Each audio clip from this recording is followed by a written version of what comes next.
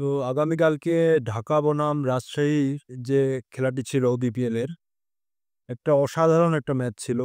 এখানে অনেক রেকর্ড হয়েছে, অনেক রেকর্ড ভেঙেছে, অনেক রেকর্ড তৈরি হয়েছে।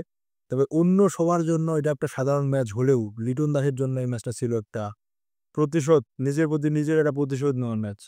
কারণ ঠিক আগের দিন তাকে চ্যাম্পিয়ন ট্রফির মূল দল থেকে বাদ দেওয়া হয়েছে, তার নাম, এবং কি সে তার অফ ফর্মে থাকার কারণে তাকে বাদ দেওয়া হয়েছে। এবং কি কালকের ম্যাচে ভালো পারফরম্যান্স ৫৫ বলে ১২৫ করার পর সে দেখিয়ে দিল যে অফ ফর্ম টফর্ম আসলে কিছুই না।